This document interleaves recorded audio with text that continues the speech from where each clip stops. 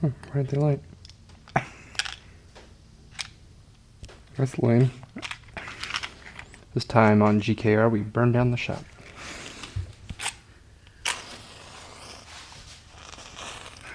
There it is.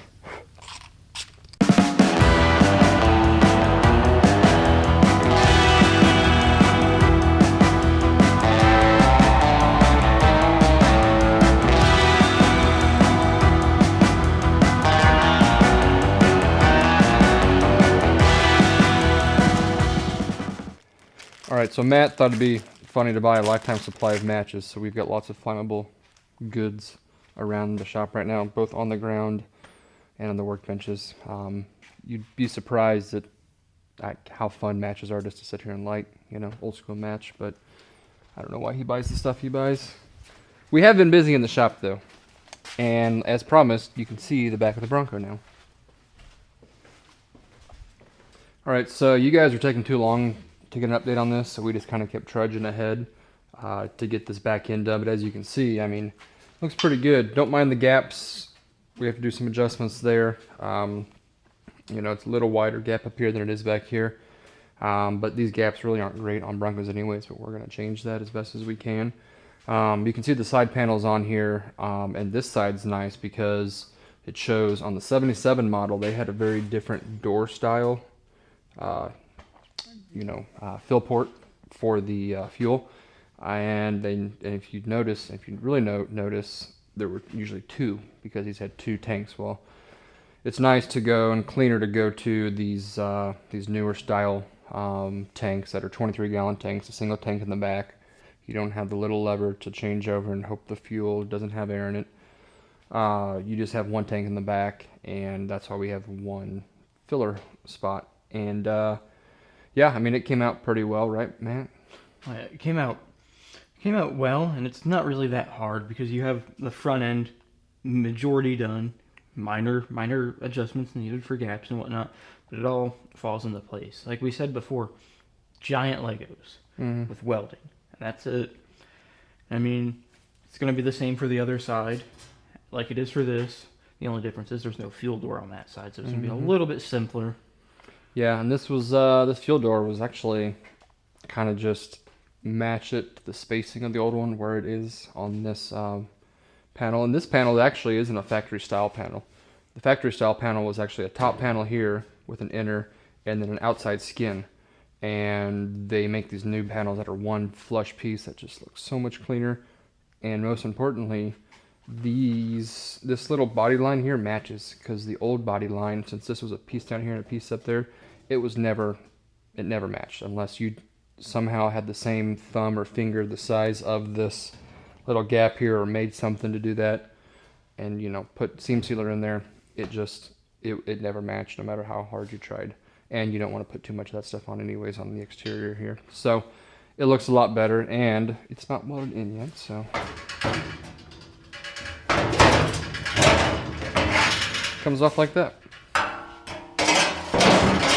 You can kind of see the inner structure here, so not really much to explain here, but yeah, there's, you know, you can see from this side that it's just some inner panels here to kind of cover.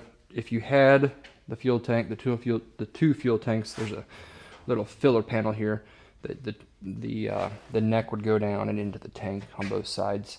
That's why that's there. And yeah, since we want to keep it looking like a 77 from the interior, plus all of our interior pieces match to this, so we kept this filler panel on the inside, even though there's not a filler neck there. So yeah, I'm pretty happy with this. You know, finesse a few little gaps and it look pretty good.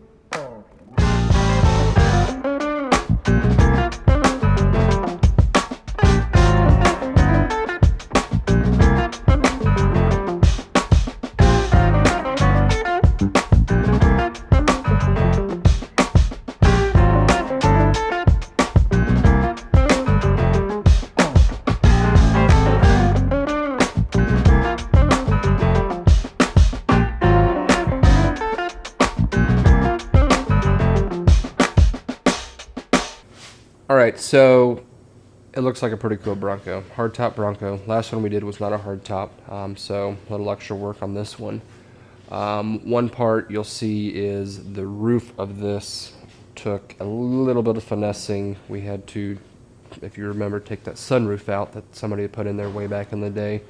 Got it out, put the new metal in, but between that hole being in there for years and then just screwed down with that sunroof and then us welding it in and getting some more heat in there, it was kind of wavy. So looks good from here because you can't see it from the angle, but you'll see some B-roll, both of us kind of working on it and how we fixed it, which was a lot of putting heat back in it and then quenching it with water. So what that does is it shrinks the metal. And when you shrink the metal, it puts it back to shape that it originally was, made when it was fresh metal. So we did a lot of torch heating, pulling with a, kind of like a dent puller that you think of, little stud gun, and quenching it with water. So we did a bunch of spots to get that, and you'll kind of see, it came out pretty well. Still a lot more work to do. We kind of slowed down. We don't want to get too much heat in the whole panel, but for where it was after we got that new metal in, it looks pretty darn good, and only going to get better. So that took care of the roof, the hardtop. The hardtop currently is sitting on here now. The driver's side is like, it is like perfect. It is like so dang close to perfect. There's not really much more we have to do. A lot of that's because, the doors and everything hung over here a lot better. I don't know what it was about that passenger side. We had a lot more trouble getting the body together over there. Just more measurement stuff. It just seemed like things just didn't want to work as well. But I'm assuming that's another reason why that passenger side at the hardtop isn't as perfect. But like when I say not as perfect, I mean like a 1/4 inch off. So a little more work to do over there on getting it kind of pushed back a 1/4 inch. But gosh, we threw it on there first time, and driver's side was perfect. Passenger side was a 1/4 inch off. I'll take that every day with the amount of metal work we've had on this. So I really hope you like how it came out.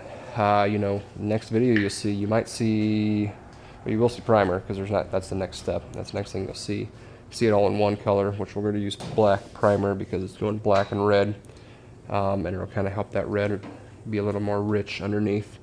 But then the primer, and then you might start seeing some final assembly stuff, like us setting it back on the frame with the engine and transmission in there. A little more video of that engine transmission going on the frame. But exciting stuff. This one's getting pretty darn close, and can't wait for you to see the next step. Thanks for watching. Like, share, and subscribe. Like, share, and subscribe. Boom, nailed it.